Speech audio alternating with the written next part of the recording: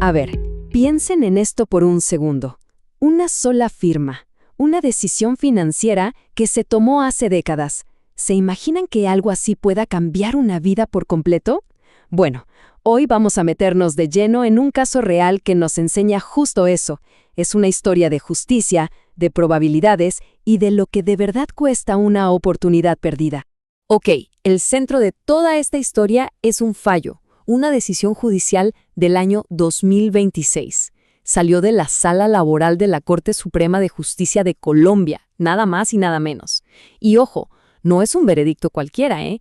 Este fallo está literalmente reescribiendo las reglas del juego, y no solo para la industria financiera, sino para miles y miles de personas.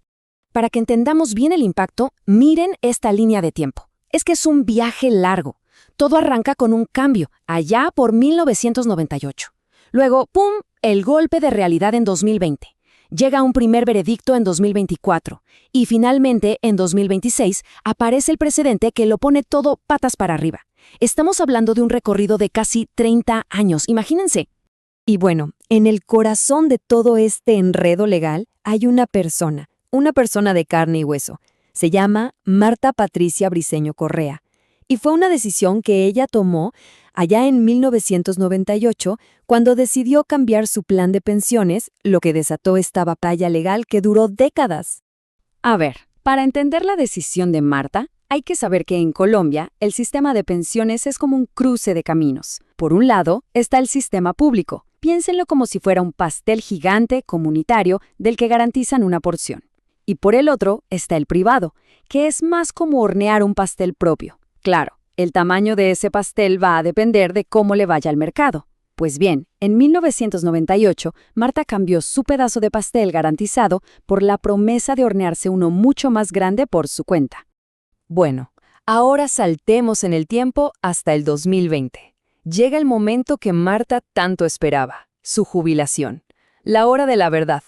Y la realidad financiera que le cayó encima fue, bueno, por decirlo de una manera sutil, un baldazo de agua fría. No era ni de cerca lo que ella se había imaginado. Y aquí va el primer número importante de esta historia. En el 2020, su pensión mensual, la que le llegó del fondo privado Porvenir, fue de 877.803 pesos colombianos. Una cifra real, concreta, sí, pero que se quedaba cortísima, muy por debajo de lo que ella esperaba. Ok, y aquí es donde la cosa se pone de verdad interesante. Resulta que los primeros tribunales hicieron los cálculos y determinaron que si ella se hubiera quedado en el sistema público, su pensión habría sido de 1.840.591 pesos, más del doble. O sea, la diferencia es brutal. Pero esperen, que hay más. El tribunal no solo le ajustó la pensión para el futuro, no. También le concedió un pago retroactivo por toda la plata que dejó de recibir desde que se jubiló. Y esa cifra, agárrense, subió a más de 28 millones de pesos, para que nos demos una idea de la magnitud de lo que se estaba discutiendo acá. Entonces, al principio, la solución parecía de lo más simple, ¿no? Los primeros jueces que tomaron el caso dijeron, a ver, el fondo privado asesoró mal a Marta. Punto. Por lo tanto, tienen que compensarla pagando toda la diferencia. Parecía un caso de libro, un caso cerrado de aquí está el dinero que se perdió. Pero entonces el caso escaló y llegó a la Corte Suprema de Justicia. Y aquí es donde la trama da un giro de 180 grados. La Corte no se tragó esa solución tan fácil. En cambio, plantearon una pregunta mucho más profunda, casi filosófica. A ver, un momento. ¿El daño real es la diferencia exacta de plata? ¿O estamos hablando de algo más sutil? De repente, el caso ya no era una simple pelea por una pensión. No. Se transformó en una pregunta fundamental, de esas que te dejan pensando, ¿cómo se repara un daño que se basa en un futuro que nunca llegó a existir?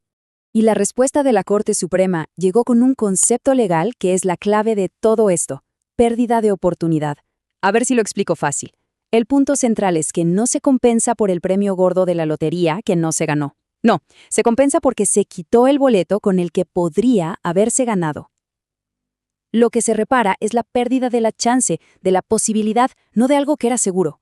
De hecho, hay una cita de la propia sentencia que lo deja clarísimo.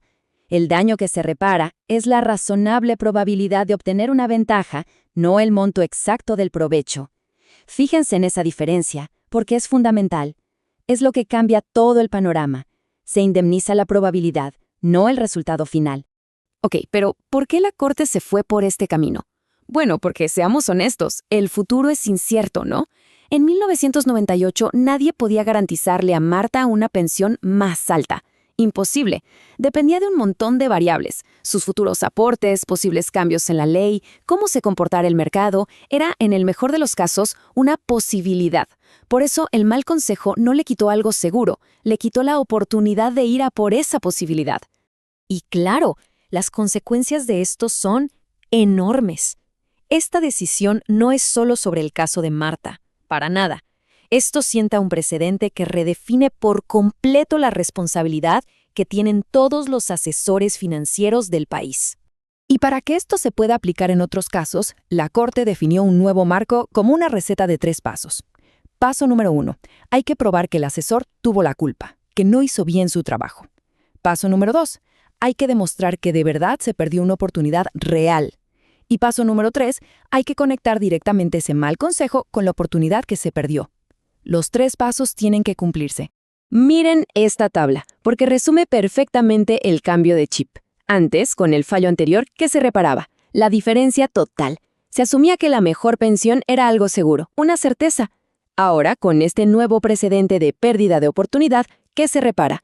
El valor de la probabilidad que se perdió, porque se reconoce que el mejor resultado era solo eso, una posibilidad.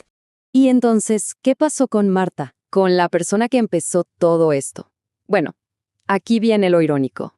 Aunque su caso sirvió para sentar un precedente histórico que va a cambiar las cosas para muchísima gente, su propia compensación ahora tiene que volver a calcularse desde cero.